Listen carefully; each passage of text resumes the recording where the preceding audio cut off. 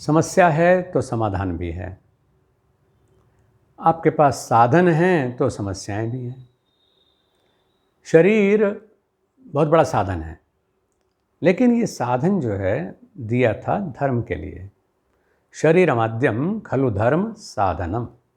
ये शरीरम इदम, जो हमारा शरीर है, वो धर्म का, जिम्मेदारियों को निभाने का साधन है। और इसीलिए मैं मोक्षायतन कहता हूँ कि ये शरीर जो है, क्योंकि धर्म का जो लक्ष्य है क्या है कि हम मोक्ष को प्राप्त करें, और इसलिए शरीर मोक्ष को प्राप्त करने का साधन है। इसलिए आपके आश्रम का नाम भी मोक्षायतन योग संस्थान है। तो शरीर है तो समस्याएं भी हैं। आपके पास मकान है तो समस्याएं हैं। आपके पास गाड़ी हैं तो उससे संबंधित समस्याएं हैं। कभी टैक्स जमा कराना है, कभी सर्विस करानी है, कभी हवा चेक करनी है, तेल के बिना तो चलेगा ही नहीं। तो ऐसे ही जो जीवन की गाड़ी है, उसे चलाने के लिए शरीर भी ज़रूरी है, मन बुद्धि अहंकार भी ज़रूरी हैं, हमारी इंद्रियां भी ज़रूरी हैं, क्योंकि सब की अपनी अपनी भूमिका है। जिस भी चीज़ को हम नकार देते हैं, इग्नोर कर देते हैं, या जिसके साथ भी ज़्यादती करते हैं, वो ही वहीं रेवोल्यूशन शुरू हो जाता। ये स्थिति शरीर में भी है। गर्दन के साथ आजकल बहुत अन्याय हो रहा है। जो काम उस बेचारी को करना चाहिए था वो उससे लिया नहीं जाता। उसे केवल सिर को लटकाने का या सिर को टांगने का साधन मात्र समझ लिया है हमने।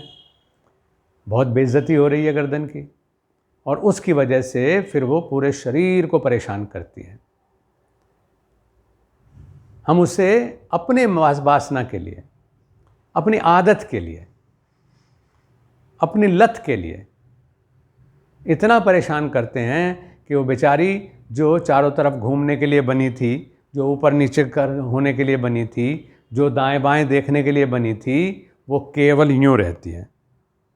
यहाँ तक कि आप अगर सड़क पर भी चल रहे हैं तो आज इतनी बुरी स्थिति हमारी हो गई है कि सैर कर रहे हैं लोग गार्डन में, लेकिन सामने वाले से टकरा जाते हैं, क्योंकि देख रहे हैं यूँ।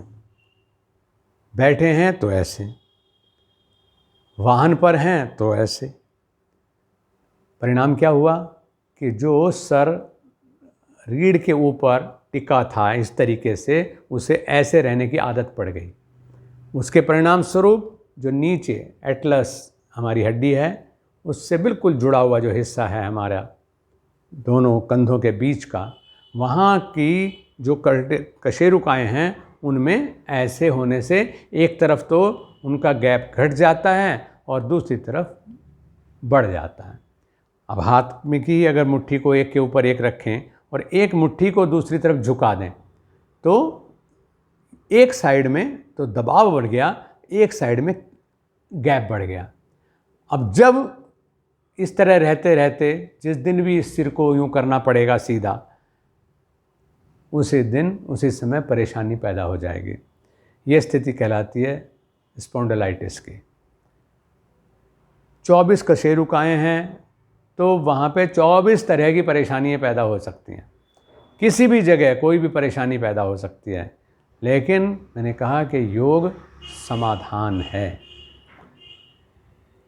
अब हम क्या चाहते हैं कि ये तत्काल ठीक हो जाए, क्योंकि जब स्पॉन्डिलाइटिस हो जाता है तो फिर तो कभी वॉमिटिंग की फीलिंग हो रही है, कभी ब्लड प्रेशर बढ़ रहा है, कभी सर में दर्द हो रहा है, गर्दन घूमती नहीं है, कोई काम करने के लायक हम नहीं रह जाते। ज़रा सा भी गर्दन हिलती है तो टीसें मारती हैं पूरे स्कंध में, यहाँ तक कि उसका असर बाजू तक पे आ जाता है। तब ये चाहते हैं कि ये फ़ौरन ठीक हो जाए, लेकिन ऐसा नहीं होता। बरसों की चीज़ परसों में कैसे ठीक हो जाएगी? उसके लिए फिर या तो धैर्य हो अभ्यास करने का, तो वो पूरी तरह से ठीक हो जाती है। और नहीं होती है, यानी आप मेहनत करना नहीं चाहते, तो फिर आपको गैजेट्स इस्तेमाल करने पड़ते हैं। डॉक्टर साहब आपको एक पट्टा बांध देते हैं, और पट्टा भी ऐसा नहीं, क्योंकि किसी कुत्ते को बिल्ली को पट्टा बांधे तो छोटा सा पट्टा बांध करके काम चल जाता है। अब आदमी जो इतना चंचल मन लिए घूमता है, उसके लिए छोटा मोटा पट्टा कहाँ, उसको तो 5 इंच का पट्टा जो है उसके यहाँ बांधते हैं, ताकि बस जो ऐसे रहने की आदत पड़ गई थी उसको ऐसे रहना पड़े। वो हमेशा गले में बांधे रहते हैं आप, और उसका परिणाम क्या होता है? हम तो सोचते हैं कि हम ठीक हो रहे हैं, लेकिन वो भी इलाज नहीं है। क्योंकि जैसे निरंतर आगे झुके रहना तकलीफ़ देता है, ऐसा ही निरंतर उस झुकी हुई अवस्था को ज़बरन सीधा करके रखना भी तकलीफ़ देता है। योग की साधना बड़ी सुगम साधना है, जिसमें आपको अपनी स्थिति का पता है। जो अभ्यास आपको बताए जाएं, उनको अपनी स्थिति के अनुसार कुछ देर, थोड़ा अधिक देर, दिन में 2 बार, दिन में 4 बार उसका अभ्यास करिए, जिससे कि जो विकृति आई है, जो उसमें बिगड़ाव आया है सिस्टम में, जो बिगड़ाव आया है इस रीजन में, वो बिगड़ाव ठीक हो और आप सहज रूप में पहले की तरह से हो जाएं। तो इसके लिए साधारण तौर पर हम कुछ अभ्यास बता देते हैं, लेकिन उनको भी हम जनरलाइज नहीं कर सकते। अगर जनरलाइज कर दिया जाता तो फिर ये ना कहा जाता कि गुरुपदिष्ट मार्गेण योगमेव समभ्यसेत। फिर तो गुरु जी की सीडी देख करके ठीक हो जाओ, फिर तो किताब पढ़ करके ठीक हो जाओ। लेकिन ऐसा तो नहीं होता। वो इसलिए नहीं होता क्योंकि जो शरीर की बनावट है और परिस्थिति है वो मैन टू मैन डिफ़र करती है। हमारे मेडिकल साइंस से जुड़े हुए जो डॉक्टर्स हैं वो जानते हैं कि किस मरीज़ को कौन सी दवाई देनी है, और वो मेडिकल रिप्रेजेंटेटिव भी आपको बता देते हैं आकर के। आपकी जो उसके पैकेट हैं उनके ऊपर भी लिखा हुआ है। उतने के बावजूद भी आपकी स्थिति को स्टडी करने के बाद डॉक्टर साहब आपको बताते हैं कि ये आपको 3 बार लेनी चाहिए दिन में। फिर वही डॉक्टर साहब उसी दवा को कुछ दिन बाद कह देते हैं कि नहीं 2 बार लीजिए, अब 2 बार ठीक रहेगा। कुछ दिनों बाद वो 1 बार पे ले आते हैं और आपकी छुड़वा भी देते हैं। कुछ ऐसे भी मरीज़ होते हैं जिनको कहते हैं कि नहीं, ये जो दवाई है ये 500 पोटेंसी में नहीं 1000 पोटेंसी में लीजिए और दिन में 4 बार लीजिए। अगर देखा देखी यानी केवल उनकी सुन करके कोई व्यक्ति दवाई लेना शुरू कर दे, यह सोच ले कि एक बार तो पर्चा हाथ में डॉक्टर का आ ही गया, अब तो जब भी प्रॉब्लम होगी तो ये दवाई ले लिया करूँगा, तो ये हमारी मूर्खता है। तो इसलिए अनुभवी व्यक्ति जो भी आपके पास में हैं, जो स्वयं साधक हों, केवल सर्टिफिकेट होल्डर नहीं, जो अभ्यासी हों, क्योंकि आजकल तो सर्टिफिकेट भी खरीदने बेचने का काम हो रहा है। बहुत बुरी स्थिति हो गई, चाहे वो इंजीनियरिंग की स्थिति है, चाहे मेडिकल साइंस की है, चाहे योग की है।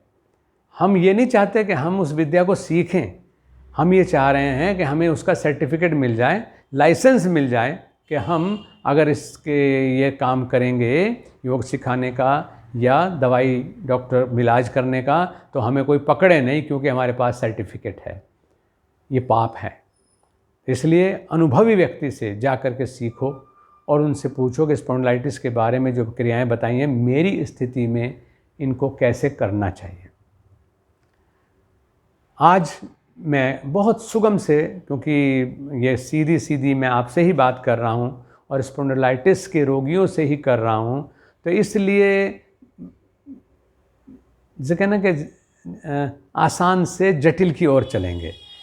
क्योंकि अगर इसमें मैं कहूँ कि इसमें भुजंग आसन करना चाहिए या सर्प आसन करना चाहिए, शलभ आसन करना चाहिए, तो शलभ आसन आप करेंगे कैसे? अभी तो आप गर्दन को ऐसे भी नहीं उठा पा रहे हैं, तो उसके ऊपर धरती का बोझ ले करके यानी धरती के खिलाफ विरुद्ध अपने शरीर को टिका करके शरीर को कैसे उठा देंगे? तो इसमें मॉडरेट अभ्यास आप करें, जिससे कि आप बेहतरी की तरफ चलना शुरू हो जाएं और आप निश्चित रूप से स्पॉन्डिलाइटिस के रोग से बाहर आ जाएंगे।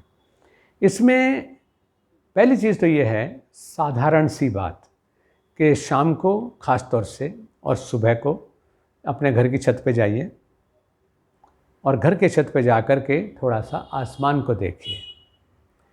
गार्डन में जाइए, थोड़ा पेड़ पौधों को, उन पर बैठे हुए पक्षियों को देखिए।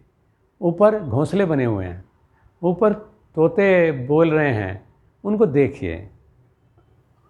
आप में यहीं से बदलाव आना शुरू हो जाएगा। रात्रि शाम को छत पर जाइए तो एक बार देखिए तारे कितने दिखाई दे रहे हैं आपको, कितने तारों को आप पहचानते हैं, ध्रुव तारा कहाँ है, सप्तऋषि मंडल कहाँ हैं, आप वहाँ पर देखिए कि मंगल ग्रह किधर है, छत पे जा कर के देखिए। सुबह को मैंने कहा ऐसे देखिए, और मैं नहीं कह रहा है वो योगाभ्यास करिए, लेकिन आदत तो बदलिए कम से कम। जो आदत ऐसे बनी हुई है कि आप एक्सीडेंट भी हो जाए तो आपको कोई चिंता नहीं है, क्योंकि आपका उसका ध्यान ही नहीं है कि मृत्यु भी सामने खड़ी हुई है। तो उस स्थिति से मैं कहता हूँ थोड़ा बदलिए, पेट के बल लेटना सीखिए। पेट के बल लेटना शुरू करेंगे, बालासन करना शुरू करेंगे तो आपको फ़ायदा होगा। टेलीविज़न देखना है तो भी पेट के बल लेट करके देखिए, आपको स्पॉन्डिलाइटिस में फ़ायदा होगा। सोते हैं तो थोड़ा सा उसमें भी समझ लीजिए कि क्योंकि ये अगर नहीं है ना तो एक्सरसाइज भी काम नहीं आएगी। ये अगर नहीं है तो आप जो ट्रैक्शन लगाते हैं फिजियोथेरेपिस्ट के पास जा कर के, वो भी काम नहीं आएगा। आप डॉक्टर साहब पेन किलर दे देते हैं और आपको राहत लगती है, तो वो भी जब तक पेन किलर का इफ़ेक्ट है आपका 24 घंटे तक, उसके बाद फिर प्रॉब्लम हो जाएगी और आप कहेंगे दवाई तो बहुत अच्छी दी थी लेकिन मैं ठीक नहीं हुआ हूँ। ठीक आपको ही होना होगा। क्यों? क्योंकि समस्या भी आप ही की है। तो इसके लिए ये जो छोटी छोटी बातें मैंने बताई, इनको शुरू करें। और जो लेटना है उसमें ख़ास तौर से ध्यान रखेंगे, तकिए को हटा दीजिए। और अगर क्योंकि ज़रूरत पड़ती है स्पॉन्डिलाइटिस में तकिए की, लेकिन आप सीधा लेटेंगे तो आप ज़्यादा देर अपने आप ही नहीं लेट पाएंगे, क्योंकि स्पॉन्डिलाइटिस में आपको यहाँ पर सपोर्ट की ज़रूरत होती है। और लोगों ने आपको राहत देने का इंतज़ाम तो किया कि तकिए ऐसे बना दिए कि जिसे एक तरफ मोटा है, एक तरफ पतला है, बीच में उसके गड्ढा भी है, कि जिससे कि गर्दन पे आराम रहेगा और थोड़ी सर गर्दन लटकी भी रहेगी।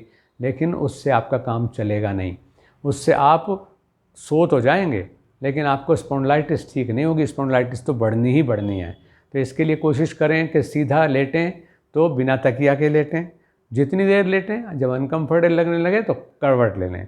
और करवट लेने के लिए आपके कंधे और गर्दन के बीच की जो दूरी है, इतनी दूरी को कवर करने के लिए आपको तकिया चाहिए।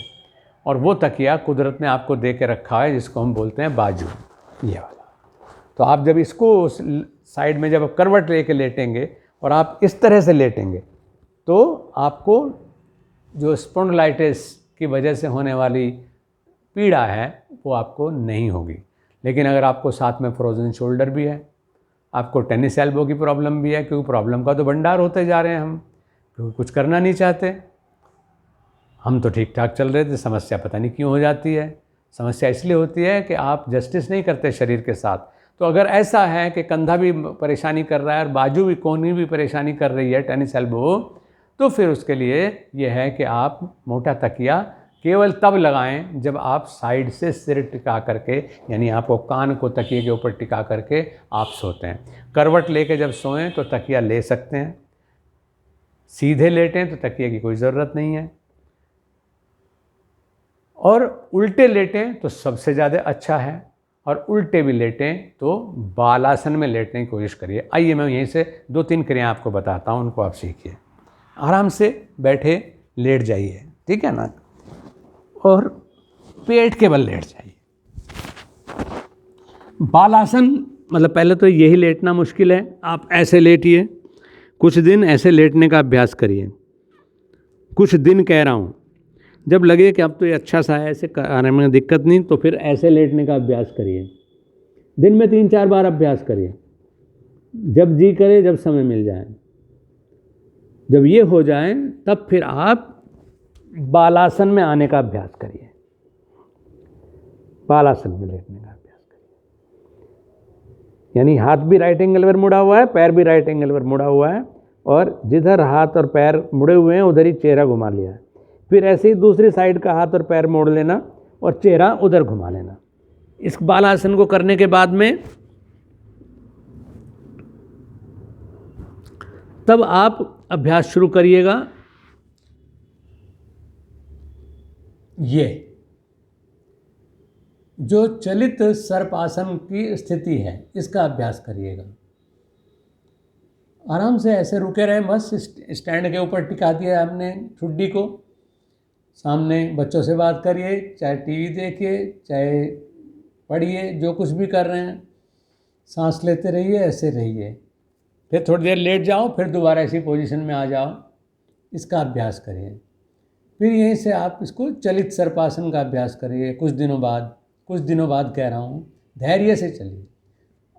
ऐसे थोड़ा थोड़ा हाथ को आगे आगे करिए, फिर ऐसे ही थोड़ा थोड़ा हाथ को पीछे की तरफ लाइए, सिर को झुक जाने दीजिए,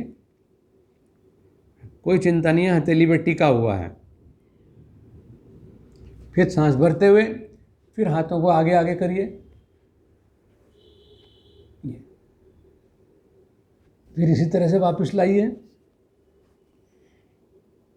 ये काम करिए और फिर आराम करिए।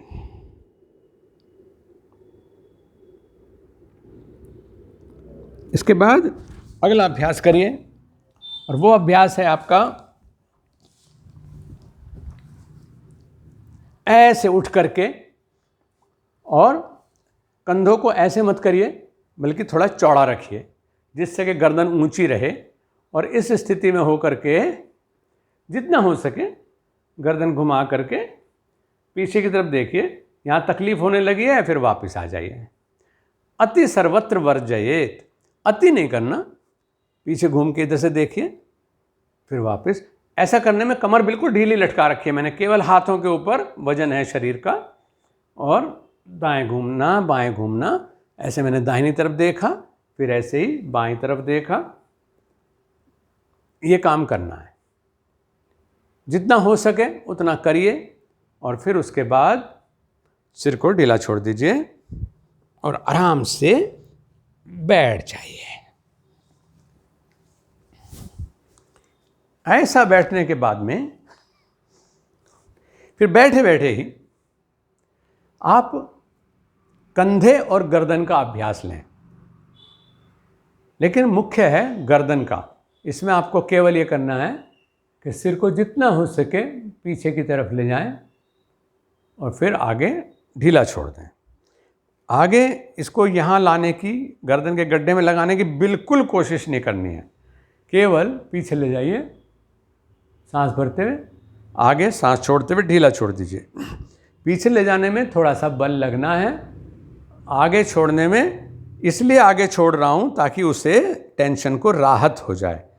आगे इसको यहाँ लाना स्पॉन्डिलाइटिस के व्यक्ति के लिए व्यायाम नहीं है, ये मूवमेंट इसका हमारा बना रहे।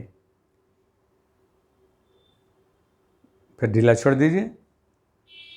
ऐसे ही हम अपनी गर्दन को बाईं तरफ दाईं तरफ, जैसे अभी हम घुमा रहे थे तिर्यक सर्पासन में, अभी इससे पहले जो मैंने क्रिया की उसी तरह से इसको घुमाइए, ये करिए। और फिर छोटा सा काम ये कि इसको ढीला छोड़ करके ही, बिल्कुल ढीला छोड़ के, जोर नहीं लगाना, ढीला छोड़े छोड़े ही इसको